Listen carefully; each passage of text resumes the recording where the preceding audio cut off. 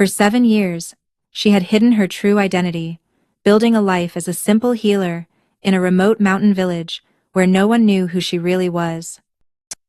7 years since she fled the Alpha King's palace in the dead of night, pregnant with his child he never knew existed. But when he arrived at her door, bleeding from a silver-poisoned wound that only she could heal, she faced an impossible choice. Save the man she once loved and risk everything, or let him die and keep her daughters safe from the world that had nearly destroyed them both. The knock came just after midnight, sharp and desperate against the worn wood of Liralay's cottage door.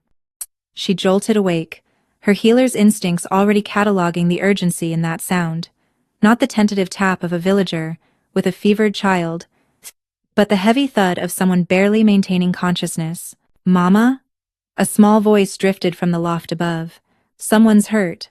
"Stay there, Arya," Liralay commanded softly, wrapping her shawl around her shoulders as she approached the door. Her 6-year-old daughter had inherited more than just her healing gift. She could sense pain like a beacon in the darkness. The mountain village of Thornhaven had been their sanctuary for 7 years. 7 years since Liralay had shed her true name, Seraphina, like a snake shedding skin. 7 years since she'd fled the northern capital under cover of darkness, her belly swollen with the child of the Alpha King, who'd claimed her as his mate, only to choose political alliance over their bond. She opened the door expecting to find one of the local miners, perhaps injured in a late-night collapse. Instead, her breath froze in her throat. Alpha King Theron lay crumpled on her doorstep, his massive frame barely fitting across the narrow porch. Even wounded and unconscious, he radiated the raw power that had once made kingdoms kneel. His dark hair, now streaked with premature silver at the temples, was matted with blood, but it was the wound on his shoulder that made her healer's heart stutter. Black veins, spreading like spider webs from a deep puncture, the telltale sign of silver poisoning. "No," she whispered, her hand tightening on the doorframe until her knuckles went white. "Not here. Not now." But even as her mind screamed at her to close the door, to protect the life she'd built, her eyes traced the severity of his condition. The poison had spread far too far for any ordinary healer. The black veins had reached his neck, creeping toward his heart. He had hours at most, maybe less. From behind him, a figure emerged from the shadows, Beta Commander Garrett, his loyal second, supporting another wounded warrior. Both bore similar marks of battle, though neither as severe as their Alpha's condition. "Please," Garrett gasped, not recognizing her beneath the weight of 7 years in common clothes. "Our healer is dead. They say, there's a healer in this village who can work miracles. The Alpha King is dying." Liralay's mind raced. If she saved him, he would know her immediately. The moment her healing magic touched his, the mate bond they'd once shared would flare to life, no matter how deeply she'd buried it. But if she refused, "Bring him inside," she heard herself say, stepping aside. "Quickly, before the poison reaches his heart." Liralay worked through the night, her cottage transformed into a battlefield against death. The Alpha King lay on her treatment table, the same rough-hewn wood where she'd delivered countless village babies and mended broken bones. Now, it bore the weight of the most powerful wolf in the Northern Territories. "Hold him steady," she instructed Garrett, who hadn't left his Alpha's side. The Beta's loyalty was admirable, even if misplaced. She remembered Garrett from her time at court, younger then, newly appointed, full of righteous dedication to his king. The silver poisoning was unlike anything she'd seen in her 7 years of village healing. The black veins pulsed with malevolent life, fighting her every attempt at treatment. She'd tried everything wolfsbane tincture to counteract the silver, blessed thistle to purify the blood, even ancient purging remedies her grandmother had taught her. Nothing worked. "Who did this?" she asked, keeping her voice carefully neutral as she ground herbs with practiced efficiency. "Rogues," Garrett spat. "A coordinated attack on the king's hunting party. They knew exactly where we'd be, exactly when we'd be vulnerable." His eyes darkened. "Someone betrayed us." Liralay's hand stilled for just a moment. Political betrayal, the very thing that had driven her from the palace 7 years ago. Theron had chosen to marry Lady Cassandra of the Eastern Pax for alliance, setting aside their mate bond for what he called the greater good. "Mama?" Arya's voice drifted from the loft. He's dying. I can feel it. Garrett's head snapped up. You have a daughter? Pari. Stay upstairs, little one, Lirelei called, then turned back to her work. But her heart raced. Arya had inherited more than healing abilities. She'd inherited her father's distinctive violet-tinged eyes, eyes that marked the royal bloodline. She pressed her hands against Theron's chest, feeling for his heartbeat. It was there, but weak, irregular. The poison had spread further while she'd worked. The black veins now traced up his neck, creeping toward his jaw. There's one more thing I can try, she said quietly, knowing she was sealing her own fate. But you must promise me something first. Anything. Garrett said immediately. Whatever you see, whatever happens in this room, you speak of it to no one. Not even him. When he wakes, the beta hesitated, loyalty warring with desperation. You have my word. Lirelei closed her eyes and reached deep within herself, to the place where her true power lay dormant.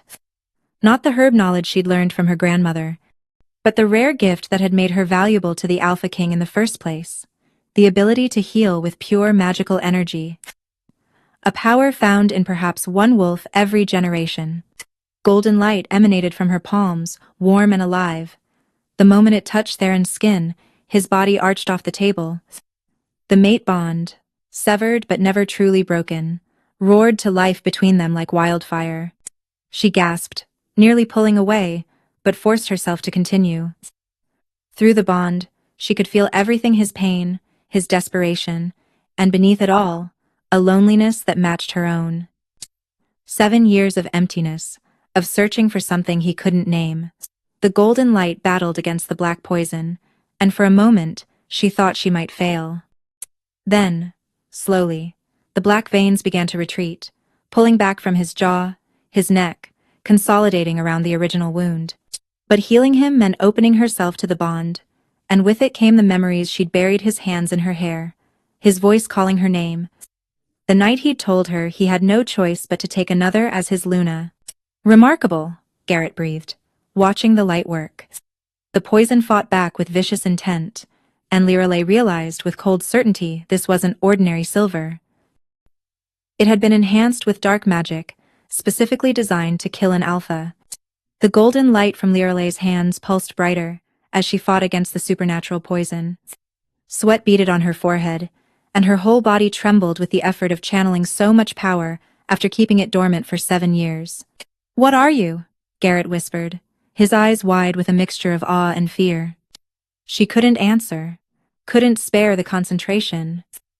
The poisoned wound was fighting back with intelligence, as if it knew exactly how to counter her healing gift. This was no random rogue attack. Someone had crafted this poison specifically to kill an Alpha King, someone who knew the ancient ways. Theron's body convulsed on the table, and his eyes snapped open, not the warm brown she remembered, but blazing alpha gold. His wolf was fighting for dominance, trying to heal him from within, but the poison turned his own power against him. Hold him, Lirelei commanded, and Garrett threw his weight across his alpha's legs while she pressed down on his shoulders. But Theron was strong, even dying, and his thrashing threatened to throw them both off. Then, from the loft above, came a small voice singing in the old tongue, a lullaby Lirelei had sung to Arya since birth, not knowing where she'd learned it. The melody seemed to calm Theron's wolf, and his thrashing eased. No, Lirelei breathed, but it was too late. Arya descended the wooden ladder, her small face serene, her violet-tinged eyes glowing with the same golden light that emanated from her mother's hands. She approached the table without fear, placing her tiny hand over her mother's. Together, Mama, she said simply. He needs us both. The moment Arya's power joined hers, Lirelei felt the tide turn. The poison, so vicious and cunning against one healer, couldn't withstand two, especially when one carried the Alpha's own bloodline. The black veins began to retreat rapidly, pulling back like shadows before dawn. Garrett stared at the child, and Lirelei saw the exact moment recognition dawned. The eyes, the age, the instinctive way she'd known how to calm the Alpha's wolf. By the old gods, he whispered. She's his. Say nothing. Lirelei warned sharply, even as she maintained the healing flow. You gave your word. The beta's jaw clenched, but he nodded, understanding the implications. The poison made one last violent attempt to spread, surging toward Theron's heart with desperate malevolence. Lirelei pulled Arya back, shielding her with her own body as she poured everything she had into the healing. The golden light blazed so bright it filled the cottage, and she felt something deep within her crack, a wall she'd built around her heart, around the mate bond, around everything she'd once been. Then, suddenly, it was over. The black veins vanished completely, leaving only a clean wound that would heal naturally. Theron's breathing steadied, his heartbeat strong and regular. The Alpha King would live. But the effort had cost Lirelei dearly. She collapsed beside the table, her vision going dark at the edges. The last thing she saw was Arya's concerned face hovering above her, and the last thing she heard was Theron's voice, rough with disuse, speaking a name she hadn't heard in 7 years. Seraphina? When she woke, it was dawn. Pale light filtered through the cottage windows, and every muscle in her body ached as if she'd run 100 miles. She was in her own bed, a cool cloth on her forehead, and Arya curled against her side. Voices drifted from the main room, Garrett's low rumble and another she knew too well, stronger now but still weak. Theron was awake, alert, and from the tone of their conversation, asking questions. The healer collapsed after saving you, my king. She has a gift I've never seen before. Where is she from? How long has she been here? Lirelei forced herself to sit up, knowing she had to face this moment. 7 years of hiding were over. Lirelei stood in the doorway of her own cottage, watching the Alpha King who'd once held her heart. Theron sat at her simple wooden table, his broad shoulders tense, his dark hair falling across his forehead in a way that was achingly familiar. When he turned to look at her, she saw the exact moment recognition fully dawned. Seraphina, he breathed, rising so quickly the chair scraped against the floor. It's really you. That's not my name anymore, she said quietly, pulling her shawl tighter. I'm Lirelei now, the village healer, nothing more. His eyes brown now, not alpha gold, searched her face with desperate intensity. For 7 years I looked for you.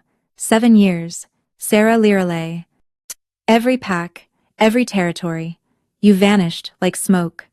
That was the point. Garrett stood awkwardly by the door, clearly torn between duty to his alpha and the promise he'd made. His eyes kept drifting to the loft where Arya still slept, the question burning unspoken. Leave us, Theron commanded, without looking at his beta. My king, you're still weak. Go. Garrett bowed and left, but not before shooting Lirelei a meaningful look. He would keep her secret for now, but for how long? The cottage felt impossibly small with just the two of them. Theron took a step toward her, and she immediately stepped back, maintaining the distance between them like a shield. Castor. You let me believe you were dead, he said, his voice raw. The night before my wedding to Cassandra you disappeared. Your chambers were empty. Your scent trail ended at the river. We searched for bodies for weeks. You made your choice, Lirelei replied, proud of how steady her voice remained. You chose your alliance, your political marriage. I chose freedom. I had no choice. The words exploded from him with such force that something on the shelf rattled. The Eastern Pax would have attacked. Thousands would have died. I thought you understood. I understood perfectly. She cut him off. I understood that our mate bond meant less than politics. That what we had was disposable when something more advantageous came along. He flinched as if she'd struck him. That's not Cassandra died 3 years ago, 4 years after our marriage. The words hung between them, heavy with implication. Lirelei felt something cold settle in her stomach. I'm sorry for your loss. It was never a true mating, he said quickly. Political only. She knew it, I knew it. We never. He trailed off, running a hand through his hair in frustration. Why am I explaining this? You're here. You're alive. That's all that matters. Mama? Both adults turned to see Arya descending the ladder, her small feet bare, her dark hair mussed from sleep. She froze when she saw Theron standing there, her violet-tinged eyes wide with the instinctive recognition all young wolves had for an alpha's presence. Theron went completely still, his gaze locked on the child. Lirelei watched the calculations happen, the age, the eyes, the way Arya's power had resonated so perfectly with his during the healing. "Go back upstairs, sweetheart," Lirelei said quickly. But it was too late. Arya tilted her head, studying Theron with that unnerving directness children possessed. "You feel familiar," she said simply. "Like Mama, but different, stronger." Theron's legs seemed to give out. He sank onto the nearest chair, his eyes never leaving Arya's face. "How old are you, little one?" "6," Arya replied proudly. "Kantik, my birthday's next month. I'll be 7 then." Lirelei closed her eyes, knowing the exact calculation he was making. 7 years since she'd fled. 9 months would make the timing perfect. "Sarah," his voice cracked on her old name. "Is she? The Siamaras?" "Arya, go gather eggs from the chickens," Lirelei commanded, her tone brooking no argument. "But Mama, now." The little girl huffed but obeyed, grabbing the basket by the door. The moment she was gone, Theron was on his feet, crossing to Lirelei in 2 strides. "She's mine." Not a question but a statement. Wonder and fury warring in his voice. "You kept my daughter from me." "She's my daughter," Lirelei said firmly, backing away from Theron's advance. "I raised her alone. I protected her, taught her, loved her without any help from you or your crown. You stole her from me." His eyes flashed gold again, his alpha wolf surfacing with rage. "My heir, my blood." "Your what?" Lirelei laughed bitterly. "Your heir? Is that all she would have been to you, another political tool? Another sacrifice for the greater good of the kingdom?" The cottage door burst open. Garrett stood there, breathing hard, his face grim. "My king, we have a problem." "Riders approaching from the Valley Royal Guards, but not ours. They bear the Eastern Pack seal," Theron cursed, under his breath. "Cassandra's brother. He must have heard about the attack." "There's more," Garrett said urgently. "They're asking about a healer. Someone in the village talked about the golden light last night." "They're coming here?" Lirelei's blood ran cold. Lord Aldrich of the Eastern Pax, Cassandra's brother who'd inherited the territory after her death. She'd heard whispers even in this remote village of his ambitions, his belief that he should have been the next Alpha King. "Was he behind the poisoning?" she asked sharply. Theron's jaw clenched. "We have no proof, but the timing of the attack, the specific poison used." He turned to Garrett. "How many riders?" 20. "Armed. They'll be here within the hour." "Mama." Arya ran through the back door, eggs forgotten. "There are wolves in the forest, lots of them. They feel wrong." Lirelei's heart hammered. If Aldrich discovered Arya's existence, if he realized Theron had a true-born heir while his sister had died childless. "You have to leave," she said to Theron. "Now. Both of you. I'm not leaving you here." "This is my home," she snapped. "My life. You can't just appear and—" "They'll kill you," Garrett interrupted bluntly. "If Lord Aldrich suspects you're important to the king, if he discovers the child." Enter. Through the window, Lirelei could see dust rising from the valley road. The riders were moving fast. "The healing last night," Theron said quietly. "It reopened our bond. Even severed, even after all these years, they'll be able to sense it on both of us. They'll know what you are to me." "What I was?" she corrected, but her protest felt hollow. She could feel it too. The gossamer thread between them, stronger now than it had been even before she'd fled. The healing had indeed changed something fundamental. "Please," Theron said, and the mighty Alpha King never begged, but here he was. "Come with me, both of you, at least until I can deal with Aldrich." "And then what? You'll let us return to our quiet life?" Lirelei knew the answer, even as she asked. Arya pressed against her mother's side, her small body trembling. "Mama, the wrong-feeling wolves are getting closer." Through the trees, Lirelei caught a glimpse of silver armor, the Eastern Pack's royal guard, moving to surround the cottage. They were out of time. "There's an old hunting path through the northern woods," she said quickly. "It leads to the mountain caves. We can—" The front door exploded inward. Lord Aldrich himself stood there, tall and lean where Theron was broad, with cold gray eyes that held none of his sister's warmth.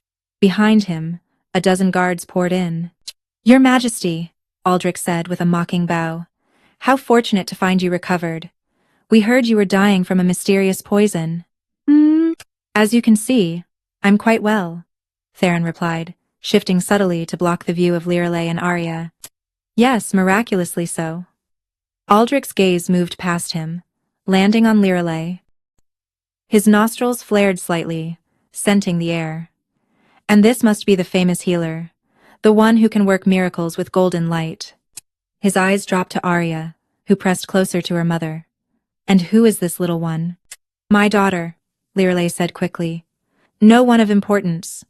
No? Aldrich stepped closer, and Theron growled low in warning. Then why does she smell like... His eyes widened, darting between Arya, Lirelei, and Theron. A slow, cold smile spread across his face. Oh, this is perfect. The journey to the northern capital took 3 days, and each one was agony for Lirelei. Lord Aldrich had insisted with 20 armed guards to ensure compliance that both she and Arya accompany them for the child's protection. The threat was clear. Come willingly, or watch your daughter taken by force. Theron rode ahead with his own guard, forbidden by Aldrich from traveling with them. Protocol, Aldrich had said with that cold smile. The king must be properly guarded, and potential threats must be contained separately. Lirelei was a prisoner in all but name, riding in a closed carriage with Arya, who hadn't spoken since they'd left Thornhaven.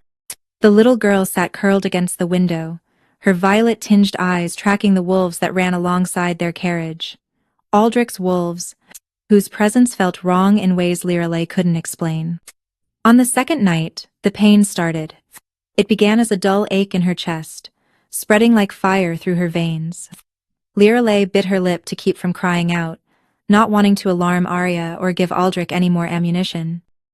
But this was different from any illness she'd known. It felt like something inside her was tearing apart. Mama? Arya whispered in the darkness of their guarded tent. Your light is fighting something. Through her pain-hazed vision, Lirelei could see it golden light flickering under her skin, pulsing erratically like a heartbeat out of rhythm.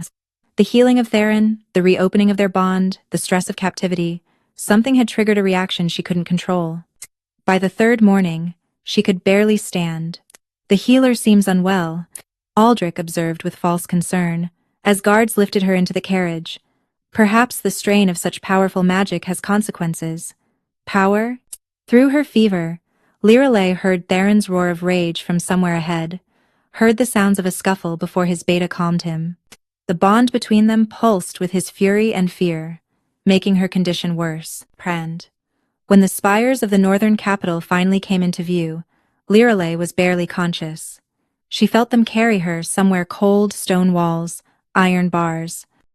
A cell, she realized dimly. They'd put her in a cell. Mama! Arya's voice, terrified and distant. The child will be housed appropriately. Aldrich's voice floated through her delirium. After all, she's royal blood. She deserves better than a prison cell.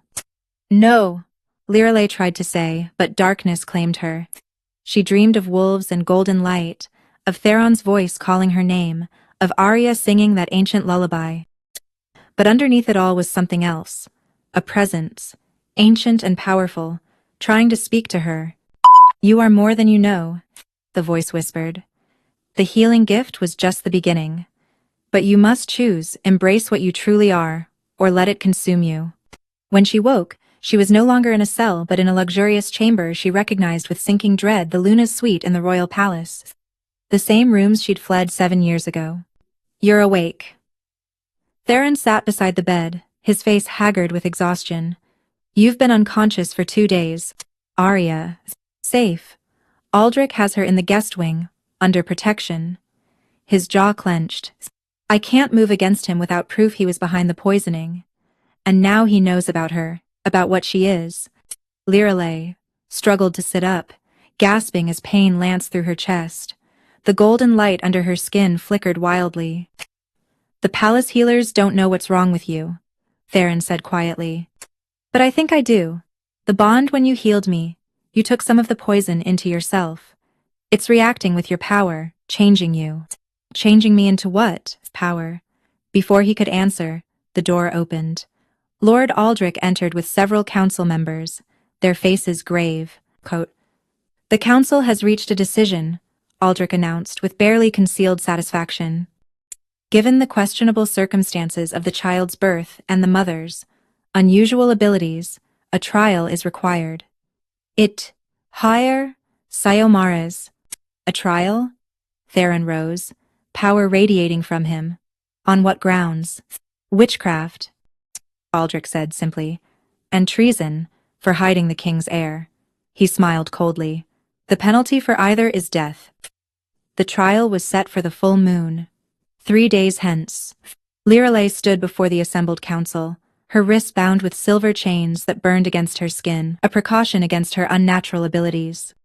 The great hall was packed with representatives from every pack in the kingdom, all come to witness the spectacle. Lord Aldrich stood as chief prosecutor, his gray eyes gleaming with triumph. He'd spent the days since their arrival building his case, gathering witnesses from Thornhaven who spoke of mysterious healings, of golden light and impossible recoveries. "The accused," Aldrich began, his voice carrying across the hall, "stands before you guilty of the highest crimes against nature and crown. She possesses abilities that defy wolf law magic, that belongs to neither wolf nor human, but something altogether more dangerous." Theron sat on his throne, forced by protocol to remain silent during the proceedings. But Lirelei could feel his rage through their bond, could see his hands gripping the throne, arms so tightly the wood creaked. "Furthermore," Aldrich continued, "she committed treason by hiding the king's heir for 7 years, denying the crown its rightful successor, denying the kingdom the stability of a known heir." "I protected my daughter," Lirelei said, her voice steady despite her exhaustion. The mysterious illness still plagued her, golden light flickering unpredictably beneath her skin. "Your daughter," Aldrich's laugh was cold. "The child belongs to the crown, to the kingdom. You had no right." "I had every right." Lirelei lifted her chin. "The king chose another as his Luna. He severed our bond for a political alliance. I was nothing more than a discarded mistress carrying an inconvenient child." Gasps rippled through the crowd. Many hadn't known the true nature of her relationship with Theron before his marriage to Cassandra. "Yet you survived the severing," Aldrich said, moving closer. "Another impossibility.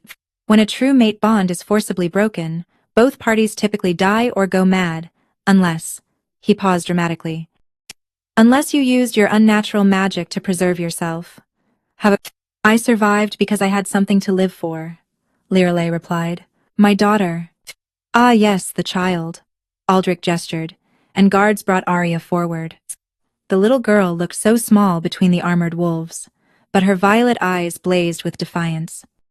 She'd inherited her father's courage along with his eyes. "Tell us, little one," Aldrich said with false gentleness. "What did your mother teach you about your gifts?" "To hide them," Arya said clearly. "To never let anyone see." "And why would that be? Unless they were something evil." Arya's jaw set stubbornly. "Because people like you would hurt us for being different." A murmur ran through the crowd at the child's boldness. Theron half rose from his throne before Garrett's hand on his shoulder reminded him of protocol. "The child has power too," Aldrich announced. "I've had healers examine her. Her abilities are even stronger than her mother's, a corruption of the royal bloodline that cannot be allowed to spread." "You examined my daughter without consent?" Lirelei strained against her chains, and the golden light under her skin pulsed brighter. "I examined a potential threat to the kingdom." Aldrich turned to address the council, propose. Both mother and child be bound permanently with silver, their powers sealed, and— "Enough." Theron's voice cracked like thunder through the hall. "Your Majesty," Aldrich said smoothly. "Protocol dictates." "Protocol be damned." Theron rose from his throne, his alpha power flooding the room. Weaker wolves dropped to their knees. "You orchestrated this entire farce." "That's a serious accusation." "Is it?" Theron descended from the dais. "The poisoned blade that nearly killed me, it required knowledge of ancient alchemy, access to pure silver, and intimate details of my hunting schedule. All things you had access to through your late sister." Aldrich's composure cracked slightly. "You have no proof. I have this." Garrett stepped forward, producing a vial of black liquid. "The same poison used on the king," found hidden in Lord Aldrich's personal chambers. The hall erupted in chaos. Aldrich's guards moved to protect him, while Theron surrounded Lirelei and Arya protectively. "Silence!" Theron's alpha command rippled through the room. Everyone froze. "Lord Aldrich of the Eastern Pax, you are accused of attempted regicide. How do you answer?" Aldrich straightened, his cold smile returning. "I answer with challenge. Single combat, as is my right under ancient law. If I win, the woman and child are mine to deal with as I see fit." Lirelei's heart sank. Theron was still weak from the poisoning, still recovering, and Aldrich was known as one of the deadliest fighters in the territories. "Accepted," Theron said without hesitation. The combat circle was drawn in the ancient way, silver dust mixed with wolfsbane, creating a boundary neither combatant could cross until one yielded or died. The entire court gathered in the castle's great courtyard, torches blazing against the darkening sky as the full moon rose overhead.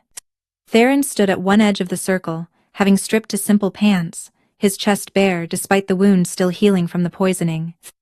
Aldrich faced him, similarly dressed, lean and predatory, where Theron was powerful and commanding. "You're still weak," Aldrich taunted, beginning to circle.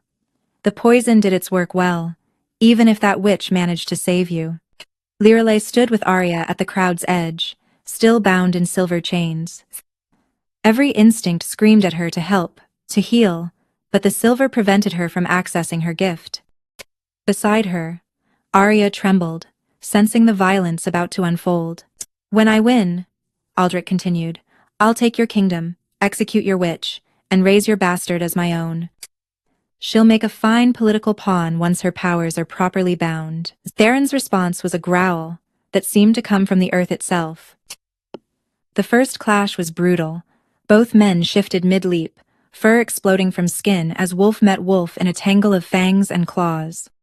Theron's wolf was larger, pitch black with eyes of burning gold, but his movements were sluggish, still affected by the poison's lingering effects. Aldrich's grey wolf was swift, dancing around Theron's attacks, striking and retreating before retaliation could come. Blood began to stain the silver circle, most of it Theron's. "He's going to lose," someone whispered nearby, and Lirelei's heart clenched. But as she watched, she noticed something else. Each time Aldrich struck, Theron seemed to catalog the move, learning his opponent's patterns. The Alpha King was deliberately taking damage to study his enemy. Then Aldrich made a mistake. Confident in his advantage, he went for a killing blow to Theron's throat. But Theron had been waiting. He twisted at the last second, jaws clamping down on Aldrich's shoulder, using the smaller wolf's momentum to flip him. The crowd gasped as Aldrich hit the ground hard, Theron's massive form pinning him. For a moment, it seemed over. But Aldrich had one more secret. As he shifted back to human form, he pulled a hidden blade from his boot silver, coated in the same poison that had nearly killed Theron before. He drove it deep into Theron's side. "No!" The scream tore from Lirelei's throat as Theron collapsed, his wolf form flickering. "And now it ends," Aldrich said, standing over the fallen king. "But before you die, you should know the truth." He raised his voice for all to hear. "Your precious healer isn't just a witch, she's the last of the moon-blessed line, the ancient enemies of our kind." Shocked gasps rippled through the crowd. The moon-blessed healers of legendary power, who had once stood against the first werewolves, before a treaty had ended the bloodshed centuries ago. They were supposed to be extinct. "Her grandmother fled here, hiding among humans," Aldrich continued, "diluting the bloodline, but it bred true in her. And in the child," he laughed coldly, "you mated with our ancestral enemy, Theron. Your daughter is an abomination." Lirelei felt the crowd's mood shift, fear and suspicion replacing sympathy. Even Garrett looked shaken, Power's story. But Theron, bleeding and poisoned, forced himself to his knees. "You're wrong," he gasped. "The Moonblessed weren't our enemies, they were our balance. Wolf and healer, predator and protector. The treaty didn't end a war, it ended a partnership that made both sides weaker." "Lies," Aldrich snarled, raising the poisoned blade again. That's when Arya broke free from her guard's grip. The 6-year-old girl ran into the circle, the silver boundary that should have stopped her parting like water. She threw herself between Aldrich and her father, her small arms spread wide. "Stop hurting him," she commanded, and power rang in her young voice. Not the alpha command of a wolf, but something older, deeper. The moon seemed to pulse overhead, and suddenly Lirelei understood. The silver chains binding her didn't just burn, they were preventing her from becoming what she truly was. "Arya, no," she called, but her daughter's power was already manifesting. Golden light, brighter than anything Lirelei had ever produced, blazed from the child's small form. "Impossible," Aldrich breathed, stumbling backward. "She's both wolf and moon-blessed. She shouldn't exist." "She's the bridge?" Theron said, understanding dawning in his eyes as he looked at his daughter with wonder. "The healing of old wounds between our peoples," Theron said. The golden light emanating from Arya grew stronger, pushing Aldrich back toward the circle's edge. But Lirelei could see the cost. Her daughter's small body wasn't meant to channel such power. Arya's nose began to bleed, her legs shaking with effort. "Stop." Lirelei fought against her silver chains, feeling them cut deeper into her wrists. "Arya, you have to stop." "Can't," Arya gasped. "He'll hurt Papa." That single word, Papa, spoken for the first time, nearly broke Theron's composure, even as he bled from Aldrich's poisoned blade. Aldrich saw his opportunity. As Arya's power flickered from exhaustion, he lunged not for Theron, but for the child herself. His claws extended, aimed for her throat. The world seemed to slow. Lirelei felt something deep within her snap, not breaking, but breaking free. The silver chains holding her shattered like ice, and she moved faster than thought, faster than any human or wolf should be able to move.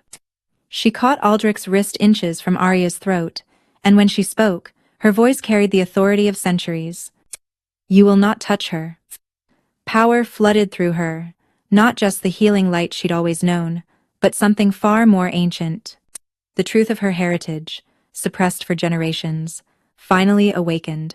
She was moon-blessed, yes, but not just any healer. She was the direct descendant of the first moon-blessed queen, the one who had made the original treaty with the wolves. Aldrich tried to pull away, but her grip was iron. Where her fingers touched his skin, silver light spread like frost, and he screamed. "The moon-blessed were never weak," Lirelei said, her voice carrying to every corner of the courtyard. "We chose restraint, we chose peace. Threaten our children, and you'll remember why your ancestors feared us." She released Aldrich, and he crumpled to the ground, the silver light having burned through his corruption. He was still alive, but barely. "Mama," Arya whispered, swaying on her feet. "You're glowing." Lirelei looked down, and saw her daughter was right. Her entire body emanated a soft silver light, the opposite of her golden healing glow. This was the power of judgment, of protection, of ancient authority. "The old laws," someone in the crowd whispered. "If she's truly moon-blessed royalty, then she has equal claim to judgment in this trial." Elder Fennec, the oldest council member, stepped forward, quote, "The treaty states that in matters involving both our kinds, both authorities must agree." Theron had managed to stand, one hand pressed to his poisoned wound. His eyes never left Lirelei's face, and she saw no fear there, only awe, and something deeper. "Lord Aldrich confessed to attempted regicide," Lirelei said, her voice carrying new authority. "He poisoned the Alpha King and would have murdered a child. By the old laws, his life is forfeit. However," she continued, looking at the assembled crowd, "I propose something different. Aldrich represents the fear and hatred that have festered between our peoples since the treaty separated us. Killing him solves nothing." She knelt beside Aldrich's writhing form and placed her hands on his chest, but instead of the golden healing light, silver fire poured from her palms. Aldrich screamed as it burned through him, not destroying, but purifying. "I take from you the corruption of hatred," she said formally, "the poisoned thoughts that led you to these acts. You will live, but you will remember what you've done with clear eyes and bear that burden forever." When she finished, Aldrich lay gasping but changed. Power. His eyes, when they opened, were clear of malice for the first time, and filled with horror at his own actions. "The Eastern Pax will need new leadership," Lirelei said, standing. "Someone who understands the value of unity over division." You're not just deciding his fate, Elder Fennec said slowly. You're claiming your ancient right equal rule with the Alpha King. The courtyard fell silent. Everyone looked between Lirelei and Theron, understanding the implications. The choice is yours, Fennec said to Lirelei. Accept your heritage and stand as Moon-blessed Queen alongside the Alpha King, or reject it and return to your simple life, if such a thing is even possible now. Siomaras? Lirelei looked at Arya, exhausted but proud, then at Theron, poisoned and bleeding but still standing strong. I fled 7 years ago because I had no place here, she said quietly. A discarded mate, a secret mistress. I won't accept that again. Theron stepped forward, dropping to one knee, despite his injuries. Then accept what you should have been from the beginning. My equal. My partner. My true Luna. Not through mating alone but through the ancient balance our kinds were meant to maintain. Pretty words, Lirelei said, though her heart raced. But you chose politics over love once before.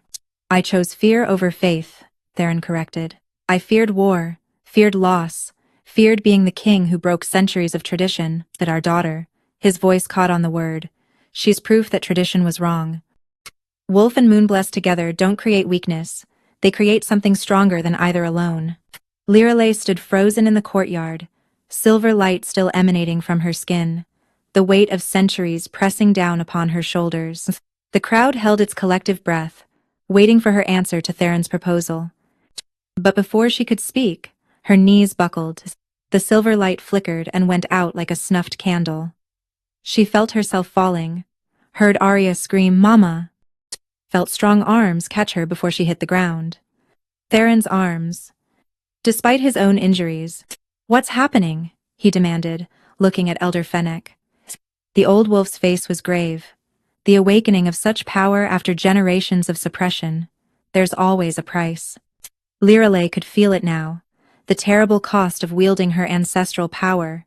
It was consuming her from within, her body unable to contain what had been released. She'd saved them all, but at the cost of her own life.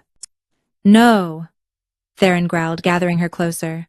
"There has to be something." "There is," Fennec said quietly, "but you won't like it." Through her fading vision, Lirelei saw them carrying her to the castle's ancient chamber, the one where the original treaty had been signed. Symbols she'd never seen but somehow recognized covered the walls, the combined history of Wolf and Moonblessed. The first Moonblessed Queen faced the same choice, Fennec explained as they laid her on the stone altar. Power too great for a mortal form to contain. She had to choose die human or become something more. "More," Theron demanded. "The ritual of joining," Fennec said. Wolf and Moonblessed united, not just in mating but in essence. She would become both, fully. But it requires a willing wolf to share the burden, Garrett finished, understanding dawning in his eyes. To split their own essence and merge it with hers. The wolf usually doesn't survive the process. "I'll do it," Theron said immediately. "You can't," Garrett protested. "You're already weakened from the poison. The kingdom needs unity?" Theron interrupted. "And I need her." He looked down at Lirelei's pale face. "I failed her once. I won't fail her again." "It might not work," Fennec warned. "You're both already damaged you from poison. Her from power. The ritual could kill you both." "Then our daughter becomes queen," Theron said simply. "She's already shown she's both wolf and moonblessed. She's what we were meant to become." "No," Lirelei whispered, forcing her eyes open. "Won't let you die for me." "Die for you?" Theron laughed bitterly. "Sarah, I've been dying without you for 7 years. This is living. This is choosing us over fear. Papa, don't leave me," Arya sobbed, clinging to both her parents. "Never," Theron promised, kissing his daughter's forehead. "No matter what happens, we'll never truly leave you."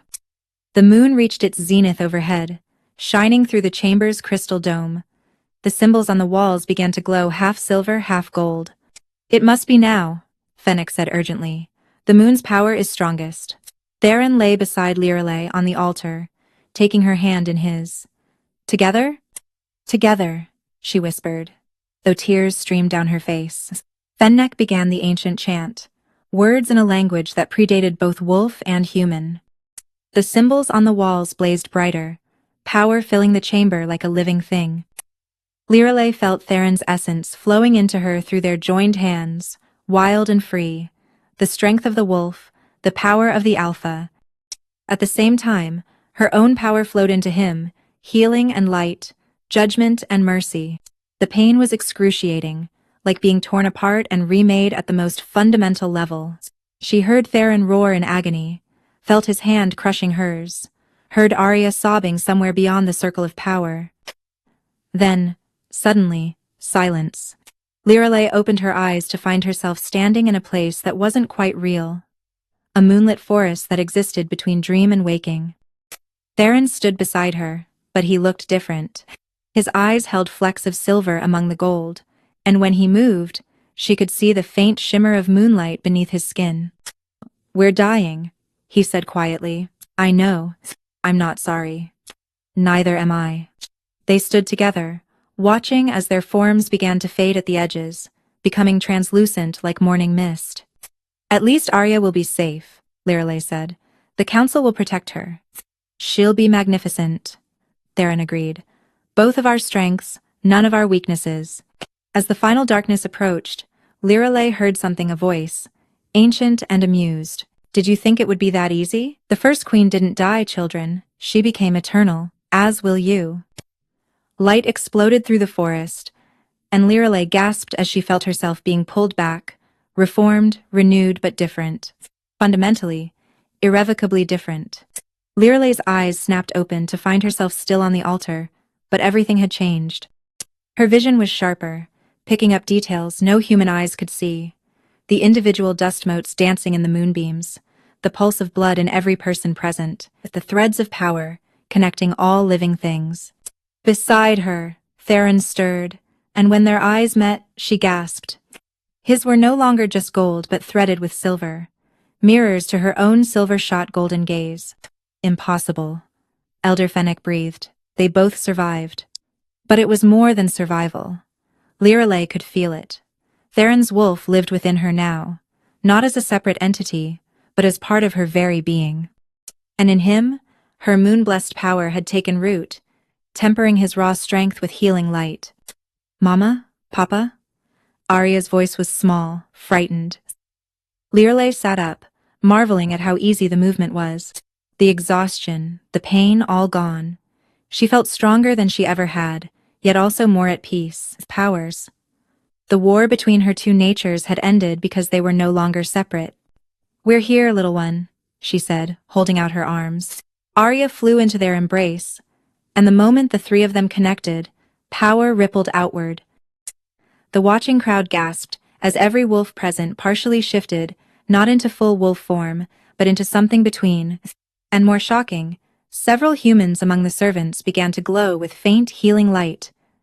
"The balance," Fennec whispered in awe. "They've restored the balance. The joining wasn't just between them, it's awakening the old blood in others." Theron stood, lifting Arya with one arm, while helping Lirelei to her feet with the other. When he spoke, his voice carried both the Alpha's command and the moon-blessed authority. "The age of separation ends tonight," he declared. "For too long, our kinds have lived apart, fearing what we could become together. But look," he gestured to their daughter, who glowed with both silver and gold light. "This is our future, not wolf or moon-blessed, but both. United." Lord Aldrich, still kneeling where Lirelei's power had purified him, spoke up. "The other packs won't accept this easily, blasphemy. There will be those who see it as blasphemy. Then they'll face us," Lirelei said, her voice carrying new steel. "Together." She felt the truth of it through the bond she now shared with Theron, not the incomplete mate bond of before, but something deeper. They were literally two halves of a greater whole now, able to sense each other's thoughts and feelings while maintaining their individual selves. "Can you hear me?" Theron's voice echoed in her mind. "Always," she responded, marveling at the intimacy of it. "The Eastern Pacts," Aldrich continued, his voice rough with shame. "I offer them to you freely. Let them be the first territory to embrace this new unity." "No," Lirelei said, surprising everyone. You'll keep the Eastern Pax, Lord Aldrich, but you'll rule them differently. You've felt the corruption of hatred burned away, you know its cost now. Who better to teach others the price of prejudice? Aldrich's eyes widened with surprise and something like gratitude. There's more, Elder Fennec said, studying them with ancient eyes. The ritual you survived, it's created something unprecedented. You're not just wolf and moon blessed, you're the first of a new kind entirely. Your children, he paused meaningfully, all your children will carry both bloodlines equally. Lyrelay felt heat rise in her cheeks as the implication sank in. More children. The thought should have terrified her, but through their bond, she felt Theron's joy at the possibility, tempered with patience. They had time now, all the time they needed. The coronation, Garrett said, ever practical. If we're to announce a moon-blessed queen alongside the Alpha King, it should be done properly, with all the Pax present. 3 days, Theron decided. Send riders to every territory. Let them come and see what we've become. Let them choose, embrace the new age or cling to the old. As the crowd dispersed to prepare, Lyrelay found herself alone with Theron and Arya for the first time in 7 years. They stood in the moonlit courtyard where so much had changed, and she felt suddenly shy. I'm sorry, Theron said quietly, for choosing fear over love, for letting you leave, for taking 7 years to become the man you deserved. I'm sorry too, Lyrelay replied. For running, for hiding our daughter, for not fighting for us. Mama and Papa are silly, Arya announced with childhood wisdom. You both did what you thought was right, but now you can do better. Theron laughed, the sound rich and warm. She's definitely your daughter. Our daughter, Lyrelay corrected, and felt the rightness of it settle into her bones. As they walked back to the castle together, Lyrelay noticed something strange. Every wolf they passed bore a faint mark, a silver crescent amid their fur. And every human servant had the slightest golden glow to their skin. It's spreading, she murmured. The awakening, Theron confirmed. Our joining has triggered something. The old bloodlines are remembering themselves. They paused at the entrance to the royal quarters, and Theron suddenly seemed uncertain. Your old rooms are gone, I couldn't bear them after you left. But the Luna's suite, Cassandra never used it. It's been waiting. For? Lyrelay asked, though she knew the answer. For you, always for you. The coronation day dawned clear and bright, with representatives from every pack, and even some human settlements gathering in the great courtyard. The same space where Lyrelay had almost lost everything had been transformed with silver and gold banners, symbols of unity between wolf and moon-blessed. Lyrelay stood before an elaborate mirror in the Luna's suite, barely recognizing herself. The gown was neither fully wolf tradition nor moon-blessed custom, but something entirely new, midnight blue fabric that seemed to hold moonlight within its weave. Embroidered with both the running wolf of Theron's house and the healing moon of her ancestors. You look pretty, Mama, Arya said from her perch on the bed, wearing her own smaller version of the gown. Like a real queen. I don't feel like one, Lyrelay admitted, adjusting the circlet that held both moonstone and wolf's iron. A knock at the door interrupted her doubts. Morag entered, the old healer from Thornhaven whom Theron had sent for specifically. Child, Morag said warmly, embracing her. Or should I say, Your Majesty? Always Lyrelay to you, she replied, grateful for the familiar face. Thank you for coming. Wouldn't miss it. The whole village is here. They're all proud of their healer who became a queen. Morag studied her with knowing eyes. But you're nervous. Terrified, Lyrelay admitted. 7 years ago, I ran from this life. Now I'm not just accepting it but changing it fundamentally. What if they reject us? What if, Potter? What if you succeed? Morag interrupted gently.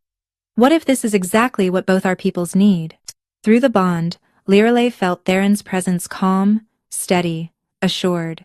His confidence in them flowed through her, settling her nerves. Ready? His mental voice asked. Together? She responded. Always. The ceremony itself was unlike any coronation before. Instead of Theron crowning her as his Luna, they stood as equals, while Elder Fennec and Morag, representing both traditions, performed the ritual together. For too long, Fennec addressed the crowd, Our kinds have lived in separation, fearing what unity might bring. Today, we heal that ancient wound. Some in the crowd murmured uneasily, but Lirelei noticed more nodding in agreement. The changes had already begun. Wolves discovering healing abilities, humans finding their inner strength. The old bloodlines were awakening everywhere. There are those who would resist, a voice called from the crowd. Lord Marcus of the Southern Pack stepped forward, his scarred face skeptical. The traditions exist for a reason. Mixing our bloodlines could weaken both. Or strengthen them, Lirelei said, her voice carrying across the courtyard. Lord Marcus, your youngest son was born unable to shift, wasn't he? A weakness that made him an outcast among wolves. Marcus stiffened but nodded. Bring him forward. A young boy, perhaps 10, was pushed through the crowd. He walked with his head down, shoulders hunched, a wolf pup who couldn't become a wolf. Lirelei knelt before him, ignoring her elaborate gown. What's your name? Colin, your majesty, he whispered. Colin, would you like to be whole? The boy's eyes widened with desperate hope. But I'm broken, the healers said. The healers were working with incomplete knowledge. She took his small hands in hers. You're not broken, you're waiting. She let her power flow, not the golden healing light or the silver judgment, but both combined. The boy gasped as the energy entered him, awakening something that had always been there but dormant. Now she said gently. Try again. Colin closed his eyes, and for a moment nothing happened. Then his form shimmered, and where a boy had stood, a young wolf appeared, but not just any wolf. His fur held threads of silver among the brown, and when he lifted his head to howl, the sound carried a harmonic note that made everyone shiver. He's both, Marcus breathed, falling to his knees. My son is both wolf and moon-blessed, as are many, Theron said. The bloodlines were never meant to be pure. They were meant to grow, to adapt, to become more than their origins. The crowd erupted in discussion, but it was excitement now, rather than fear. Parents brought forward children who'd been deemed weak or strange, and in each, Lirelei and Theron found traces of the combined heritage. This will take time. Lirelei addressed them all. Generations, perhaps. But today we begin the work of reuniting what was wrongly separated. As the ceremony concluded and the celebrations began, Lirelei found herself standing with Theron and Arya on a balcony overlooking the courtyard. Below, wolves and humans mingled freely, children played without fear, and the air itself seemed lighter. No more running, Theron said, pulling her close. No more choosing duty over love, she replied. No more secrets, Arya added, wedging herself between them with a grin. As the sun set and the moon rose, Lirelei felt the rightness of this moment settle into her bones. She had run for 7 years, hidden for 7 years, but all of it had led here to a union that would reshape their world. I love you, Theron said simply. Both of you, all of us. And I love you, Lirelei replied, meaning it fully for the first time in 7 years. Wolf and man, king and father, all of you. In the courtyard below, a young wolf howled the same hybrid sound Colin had made, and was answered by dozens more. The new age had begun. 1 year later, Lirelei stood in the healer's hall she'd established in the castle, watching as students both wolf and human practiced combining their gifts. The integration hadn't been without challenges, but progress was undeniable. Mama, watch this, Arya called, demonstrating a healing technique that merged both traditions seamlessly. At 7 years old, she was already more powerful than most adult healers, but more importantly, she was kind, using her gifts to help rather than harm. Excellent, little moon, Theron said from the doorway, using his pet name for their daughter. He crossed to Lirelei, his hands settling naturally on her expanded waist, where their second child grew another bridge between worlds, another hope for the future. Any word from the Western Territories? She asked. They've agreed to the integration. Apparently, several of their young have already manifested combined abilities. He smiled. The world is changing, just as we hoped. As we dreamed, she corrected, leaning into his warmth. Lord Aldrich appeared in the doorway, much changed from the bitter man he'd been. Your Majesties, the delegation from the far northern clans has arrived. They're requesting an audience about establishing their own healer schools. We'll see them shortly, Theron replied, but his attention was on his family. As Lirelei watched her daughter teach, felt her mate's presence beside her and their child growing within, she marveled at the journey that had brought them here. 7 years of exile had become the foundation for a revolution, not of war, but of unity. The healer queen and the alpha king, bound not by tradition but by choice, not by duty but by love. And in their union, a new world was being born. The age of separation had ended, the age of unity had begun. And somewhere in the village of Thornhaven, stories were already being told of the healer who had fled a king only to return and remake the world. But those were just stories. The truth Lirelei knew was far more complex and infinitely more beautiful, a truth written in silver and gold, in wolf and moon, in the bridge between two worlds that should never have been apart. She was home. They all were. Finally.